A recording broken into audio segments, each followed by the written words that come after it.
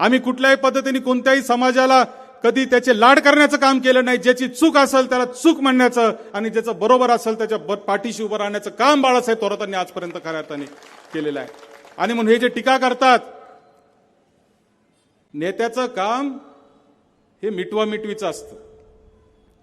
जो कुटुंब प्रमुख असतो, जेव्हा दोन गटात भांडणं होतात, दोन समाजात भांडणं होतात, दोन धर्मात भांडणं होतात, तेव्हा जो नेता असतो त्याला सामंजस्याची भूमिका घ्यावी लागते आणि त्याला मिटवावं लागतं, त्याला पेटवता येत नाही. आणि तेच काम मागच्या 40 वर्षात बाळासाहेब थोरातांनी खऱ्या अर्थाने केलेलं आहे. याचा अर्थ आम्ही कोणत्या धर्माला त्याचे लाड करतो, तुम्हाला कोणाचा विरोध करतो असं जर कोणी टीका करत असेल तर इथून पुढच्या काळामध्ये ती आम्ही अजिबात सहन करणार नाही. आम्ही हिंदुत्ववादी आहोत, हिंदुत्ववादी विचाराचे आहोत, परंतु आमचं हिंदुत्व हे कोणालाही अडचणीत आणणारं, दुसऱ्या धर्माला त्रास देणारं आमचं हिंदुत्व असू शकत नाही.